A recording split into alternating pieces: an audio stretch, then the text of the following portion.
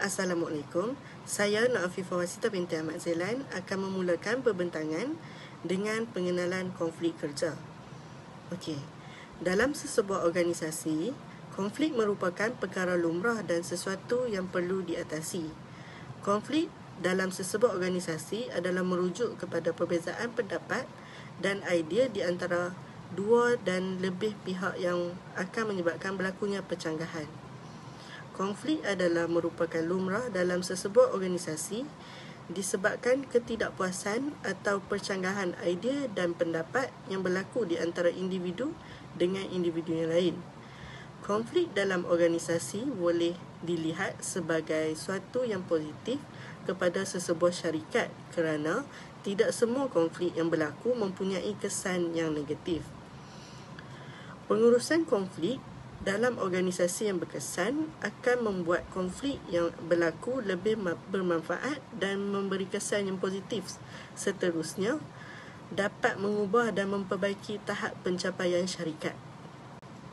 Kumpulan kami memilih sebuah syarikat atau organisasi bagi berkongsi sedikit sebanyak tentang konflik yang berlaku dalam syarikat beliau. Organisasi yang kami pilih adalah Fei Xiang Auto Part Trading. Fei Xiang Auto Part Trading adalah sebuah kedai alat ganti kenderaan yang terletak di Kangar Perlis.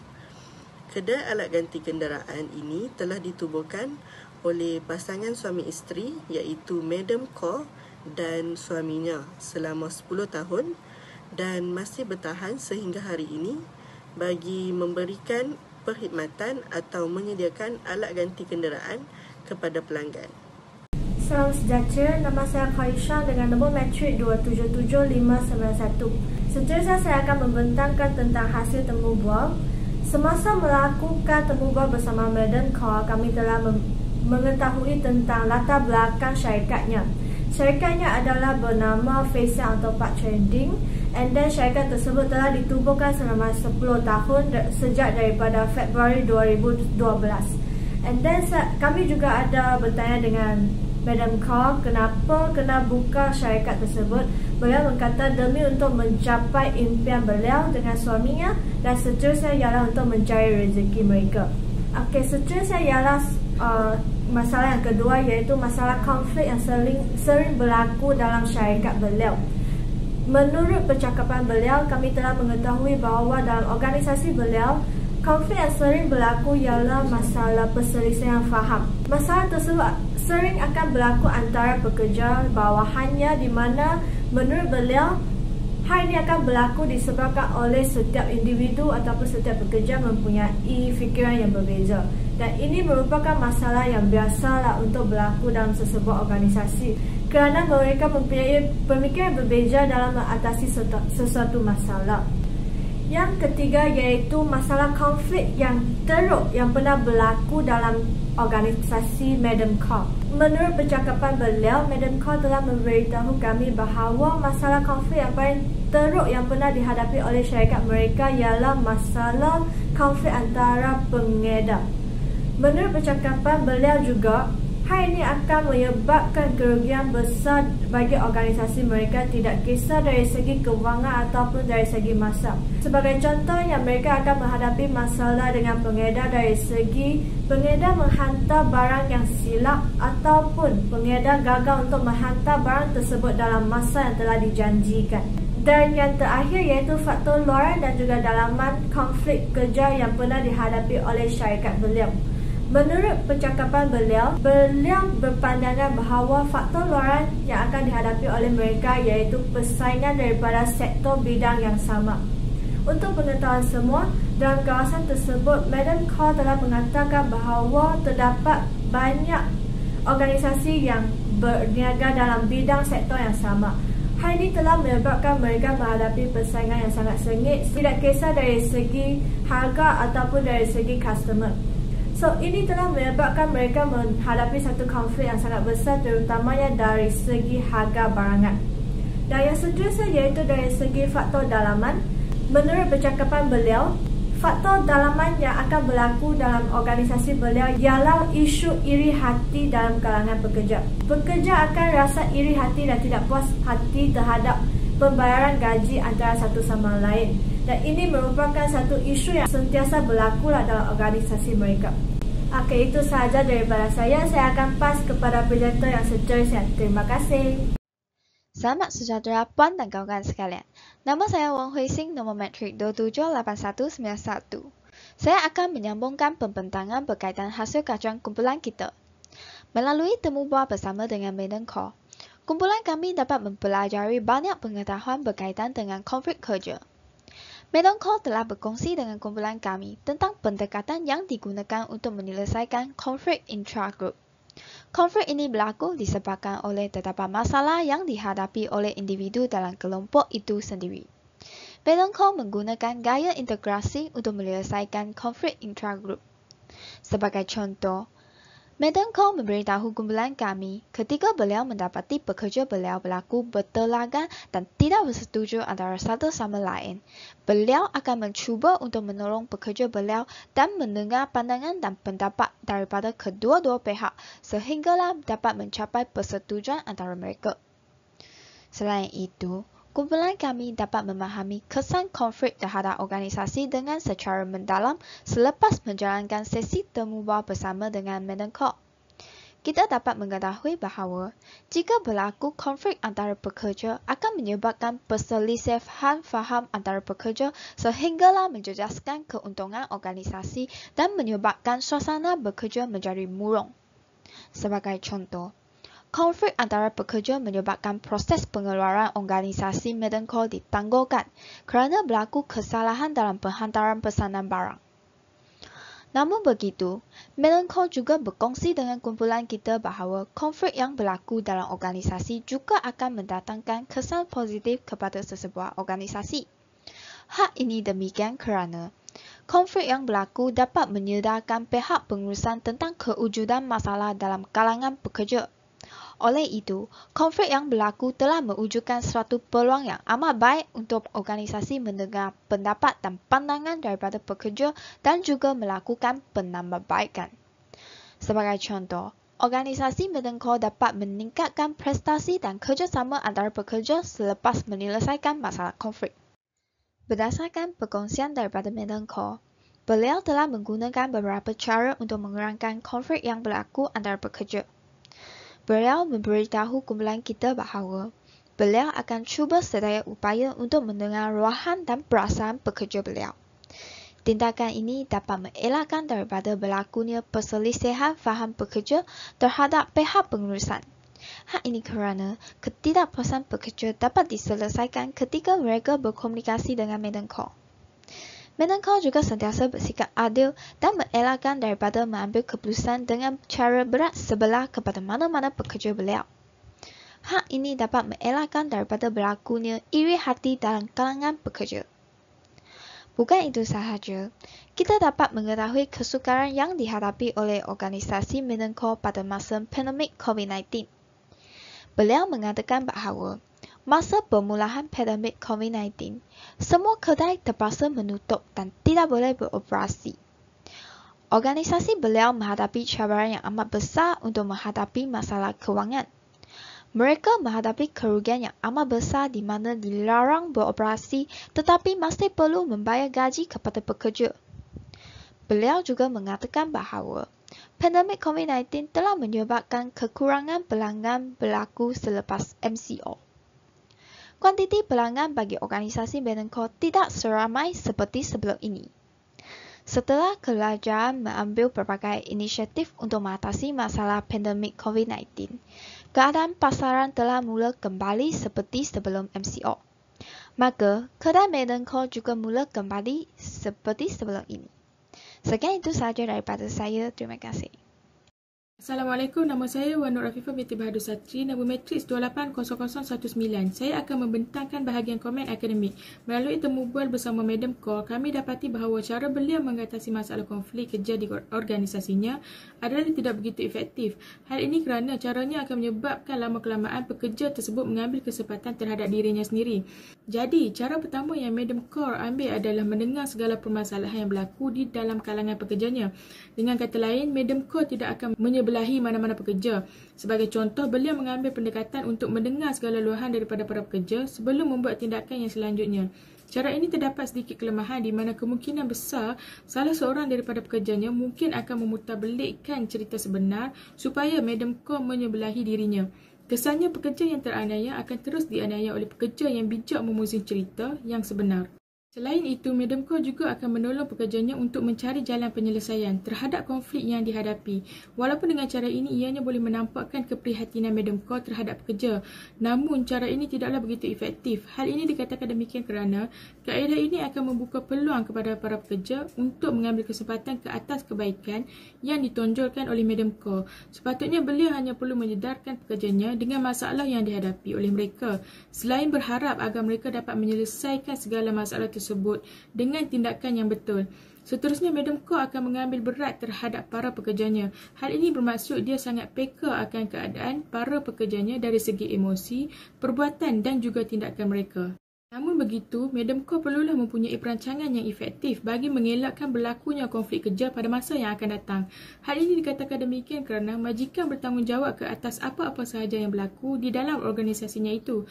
Malahan majikan juga tidak boleh bersikap sambil lewa atau lepas tangan sekiranya berlaku konflik kerja dalam organisasi. Akhir sekali, Madam Kaur berkata bahawa beliau tidak akan berat sebelah terhadap pekerjanya. Jika berlaku konflik di organisasi, beliau akan mengambil sikap terbuka dan tidak akan berat sebelah. Beliau akan memanggil pekerja yang terkait dengan konflik kerja untuk duduk berbincang bagi menyelesaikan konflik tersebut. Hal ini adalah untuk mengurangkan masa muka antara satu pekerja dengan pekerja yang lain. Selanjutnya, antara teori yang boleh dikaitkan dengan konflik kerja ini adalah teori situasi oleh Hersey dan Blanchard. Teori ini menekankan berkenaan dengan sesuatu keadaan itu diambil sebagai tindakan untuk menyelesaikan masalah atau konflik dalam sesebuah organisasi itu. Permasalahan atau konflik yang timbul itu akan dapat diselesaikan melalui proses integrasi. Proses integrasi adalah penyelesaian masalah melalui kerjasama atau usaha-sama di antara majikan dengan pekerja bawahan. Melalui teori situasi ini, ianya telah terbahagi kepada 4 gaya kepimpinan yang paling utama. Antara 4 gaya kepimpinan tersebut adalah gaya kepimpinan memberitahu, menjual, penyertaan dan penyerahan tugas. Gaya kepimpinan yang pertama adalah memberitahu atau telling. Gaya kepimpinan ini adalah merupakan gaya pimpinan di mana majikan tidak mempercayai pekerja bawahannya. Segala keputusan atau arahan hanya akan diberikan oleh majikan itu sahaja. Pekerja hanya perlu mengikut arahannya sahaja. Gaya kepimpinan yang kedua adalah menjual atau selling. Gaya ini adalah lebih fleksibel berbanding gaya kepimpinan memberitahu tadi. Hal ini kerana majikan mempunyai hubungan yang agak rapat dengan pekerja bawahannya. Majikan akan memberi bimbingan dan peranan tugas di samping menerima segala idea yang diutarakan oleh pekerja bawahannya. Namun begitu, segala keputusan yang mutamat masih lagi ditentukan oleh majikannya sendiri. Dapatlah kita lihat bahawa wujudnya hubungan dua hala di antara pemimpin dan juga pekerja bawahan. Gaya kepimpinan yang ketiga adalah penyertaan atau participating. Gaya kepimpinan ini lebih menumpukan kepada perhatian yang diberikan oleh majikan kepada para pekerja. Hal ini dikatakan demikian kerana majikan akan lebih memberikan dorongan serta galakan kepada para pekerja. Dengan kata lain, majikan mendorong pekerjanya untuk berkongsi idea dan pendapat mereka mengenai sesuatu perkara. Majikan akan lebih memberi perhatian kepada kualiti hubungan sesama pekerja di samping meminta pandangan pekerja sebelum membuat sesuatu keputusan. Gaya kepimpinan yang terakhir adalah penyerahan atau delegating. Majikan yang mengamalkan gaya autonomi maupun liberal akan memberi tanggungjawab untuk membuat keputusan kepada para pekerjanya. Majikan menunjukkan kepercayaan yang tinggi terhadap para pekerja dalam membincangkan segala perkara yang berkaitan dengan organisasinya. Jadi para pekerja akan terlibat secara proaktif, mempunyai pengetahuan yang banyak, berkemahiran, inovatif dan juga kreatif dalam segala hal yang berkaitan dengan organisasi sambil dipantau rapi oleh majikan. Jadi, hasil temu bual dengan Madam Kaur didapati bahawa beliau mempunyai gaya kepimpinan penyertaan atau participating. Hal ini dikatakan demikian kerana apabila berlaku sebarang konflik kerja di organisasi, dia berjaya mengatasi konflik tersebut dengan membincangkan masalah yang berlaku itu supaya ianya dapat ditangani secara bersama. Madam Kaur juga banyak memberikan sokongan dan dorongan kepada para pekerja untuk tidak berputus asa dalam setiap permasalahan yang terjadi. Seterusnya, saya akan mengulas berkenaan bahagian cadangan dalam usaha menangani konflik yang berlaku di organisasi Fesiang atau Parts Trading. Cadangan pertama daripada kami dalam usaha membantu Madam Ko menyelesaikan masalah konflik yang berlaku di dalam organisasinya adalah kami merasakan bahawa Madam Ko wajar melaksanakan program latihan kepada para pekerjanya, terutamanya pekerja-pekerja baharu, kerana ia dapat membantu para pekerja memahami skop kerja masing-masing dan bekerja dengan lebih cekap, memandangkan konflik kerja yang dinyatakan oleh Madam Ko yang sering berlaku dalam organisasi beliau adalah melibatkan pekerja yang keliru dengan skop kerja masing-masing. Dan bukan itu sahaja, daripada program ini juga para pekerja dapat didedahkan dengan etika kerja yang betul agar tidak lagi berlaku sebarang ketidakjujuran antara pekerja seperti yang dinyatakan oleh Madam Ko. Seterusnya, cadangan kedua daripada kami pula adalah melibatkan pemupukan hubungan yang sihat dalam organisasi. Kami dimaklumkan oleh Madam Ko bahawa di dalam organisasi beliau sering berlaku konflik yang melibatkan perasaan iri hati dan budaya buli dalam kalangan pekerjanya. Jadi kami mencadangkan Madam Ko untuk mengambil langkah mewujudkan hubungan yang baik antara pekerja. Madam Ko boleh mengambil inisiatif seperti mengadakan aktiviti-aktiviti tahunan seperti majlis apresiasi pekerja, majlis makan malam ataupun mengadakan hari sukan. Aktiviti-aktiviti ini dapat membantu mengeratkan hubungan antara pekerja dan memupuk hubungan baik antara mereka. Sehubungan dengan itu, budaya negatif dalam kalangan pekerja dapat dikurangkan, malah mewujudkan semangat kerjasama antara pekerja dalam usaha membangunkan organisasi. Bukan itu sahaja, pihak majikan juga perlu memberi contoh yang baik untuk para pekerja dengan cara memberi layanan yang sama tanpa mengira status ataupun pangkat para pekerjanya. Hal ini bagi memperlihatkan bahawa majikan sememangnya menganggap para pekerja sebagai satu keluarga yang harus saling bekerjasama dalam usaha membangunkan organisasi berikut. Di samping itu, cadangan ketiga daripada kami pula adalah melibatkan mengadakan pasaran yang lebih kreatif dan inovatif. Berdasarkan konflik yang dinyatakan oleh Madam Ko, iaitu mengenai konflik antara organisasi beliau dengan organisasi lain yang menjual produk yang sama. Hal ini telah mewujudkan persaingan antara organisasi beliau dengan organisasi yang berkenaan. Jadi, bagi mengatasi konflik ini, kami merasakan organisasi Madam Ko wajar untuk mengadakan pasaran yang lebih kreatif dan inovatif. Organisasi Madam Ko mungkin boleh memvariasikan produk dari segi jenama, kualiti, harga dan fungsi. Dengan cara ini, pelanggan akan lebih tertarik dengan kedai Madam Ko berbanding kedai-kedai lain kerana kedai Madam Ko mempunyai lebih banyak pilihan dan pelanggan dapat memilih sesuai dengan cita rasa dan kemampuan masing-masing.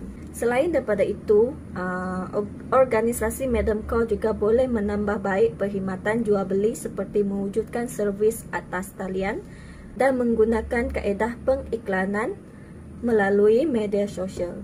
Jadi, dengan ini, Madam Ko boleh mewujudkan persaingan yang lebih sihat dengan organisasi yang lain. Seterusnya, saya Nur Fatia Najwa binti Mafisa bernama metrik 276840 akan menyampaikan cadangan yang seterusnya. Cadangan yang pertama iaitu menerapkan cara berkomunikasi yang berkesan, di mana pihak atasan perlu berkomunikasi dengan cara berkesan bagi mengelakkan kesalahfahaman, terguris hati ataupun terlukaan perasaan dalam memahami maklumat yang disampaikan untuk mendapatkan suasana harmoni di tempat kerja. Kita juga tahu bahawa kaitan dengan perstrukturan kerja di mana jika pekerja tidak diatur dengan baik menyebabkan hubungan sesama pekerja menjadi tegang dan menjerumus kepada konflik. Ini membuktikan bahawa konflik penyebab kepada konflik dalam organisasi dan boleh mengurangkan kepuasan kerja. Madam Ko juga ada memberitahu tentang komunikasi ini sangat penting. Tidak kiralah di mana pun seseorang itu bekerja, dan memang benar percakapan dan komunikasi itu perlu dijaga dan sangat penting kerana kita akan menyampaikan sesuatu maklumat dan informasi kepada pihak yang lain. Segala masalah perlu dibincangkan dan diselesaikan dengan cara yang baik dan profesional. Sebagai ketua organisasi, pihak organisasi sendiri boleh menghantar pekerja dan stafnya mengikuti kursus komunikasi di luar untuk membantu pekerja-pekerjanya mengetahui tentang cara komunikasi dan cara mengatasi perselisihan masalah dan tahu cara berkomunikasi yang betul dengan pelanggan dan juga rakan sekerja. Dalam organisasi mekanik ini, kerjasama antara pasukan sangat penting kerana melibatkan individu lain untuk membantu kita membuat kerja, memberi peralatan, mengangkat barangan dan sebagainya. Dalam kerja mekanik ini juga tidak mudah untuk dilakukan secara berseorangan kerana perlukan bantuan orang lain untuk mengirimkan peralatan seperti spana, skru ataupun barangan yang lain.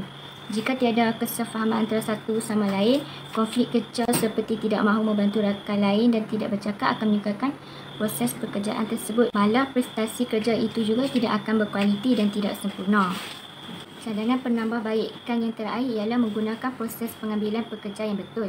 Pengambilan ialah proses mengisi kekosongan kerja dengan menempatkan calon atau pekerja-pekerja yang sesuai dengan skop kerja. Kegagalan untuk melatih atau memilih calon yang sesuai mungkin menyebabkan tahap pusingan ganti kerja yang tinggi, pembuangan sejumlah besar pekerja, meningkatkan kos latihan dan pelbagai masalah lain lagi. Masalah konflik kerja juga tidak terlepas dan akan berlaku jika pengurusan cara pengambilan pekerja tidak betul dan tidak menempati skop kerja yang sebenar. Masalah dan konflik akan berlaku kerana pekerja tidak mahir dan tidak mengetahui cara prosedur yang betul berkaitan kerja-kerja mekanik, termasuk pelbagai peraturan yang lain berkaitan dengan membaiki. Pekerja harus mengetahui cara untuk membaiki dan menggunakan semua peralatan dan mempunyai pengetahuan mengenai ciri-ciri struktur organisasi tersebut, terutamanya dengan pihak teknologi kerana pekerja yang diambil perlu mempunyai pengetahuan mengenai keupayaan teknologi peralatan, ciri-ciri operasi, pilihan reka bentuk untuk pemasangan dan penyelenggaraan berkaitan kenderaan tersebut. Ini bagi mengelakkan konflik kerja berlaku. Contohnya, jika mengambil pekerja yang tiada berpengalaman ataupun tidak mahir mengenai skop kerja tersebut, ia akan menyukarkan proses kerja tersebut berlangsung. Konflik yang melibatkan ketidakkeserasian antara nilai-nilai murni atau tujuan yang ingin dicapai di dalam organisasi seperti menjadikan produk tersebut berkualiti juga sukar dicapai kerana pekerja yang tidak memiliki kesefahaman yang baik dengan ahli-ahli lain. Secara keseluruhannya, pengambilan pekerja ini berkait rapat dengan proses meramal prestasi masa hadapan dan boleh mengelakkan sebarang konflik yang berlaku di dalam organisasi. Sekian, terima kasih. Secara keseluruhannya, konflik juga menggalakkan seseorang itu memikirkan punca sesuatu masalah dengan lebih mendalam, meningkatkan motivasi untuk menyelesaikan masalah dan memahami emosi serta tingkah laku diri sendiri dan orang lain dalam usaha mewujudkan satu penyesuaian dan keseimbangan. Kesan negatifnya pula, konflik yang berlaku juga boleh menghasilkan kesan negatif, iaitu boleh menimbulkan sikap benci-membenci, kemurungan, pemusuhan, saling tidak percaya, tuduh-menuduh, tiadanya kerjasama, sabotaj dan sebagainya. Selain itu, yang pastinya semua ini akan dapat mengganggu keharmonian hubungan interpersonal dan jika ia berlaku dalam sesebuah organisasi, ia akan membantukan usaha untuk mencapai matlamat organisasi keseluruhannya. Hai, saya lagi. So, saya sebagai ketua dalam kumpulan 9 akan mewakili ahli kumpulan kami untuk membentangkan tentang refleksi. Secara keseluruhannya, kami actually telah menghadapi pelbagai cabaran dalam melaksanakan tugasan ini. Sebagai contohnya, organisasi yang telah kami pilih telah cancel interview kami secara last minute. Hal ini telah menyebabkan kami terpaksa untuk mencari semula pihak organisasi yang baharu dalam masa yang sangat singkat. Walau bagaimanapun, melalui tugasan ini kami telah dapat mempelajari pelbagai ilmu. Sebagai contohnya, kami dapat mempelajari tentang cara untuk mengatasi konflik kerja dalam sesebuah organisasi. Bukan itu sahaja, kami juga dapat meningkatkan kemahiran komunikasi serta dapat mengeratkan hubungan silaturahim dalam kumpulan kami. So, itu sahaja daripada kumpulan kami. Sekian, terima kasih.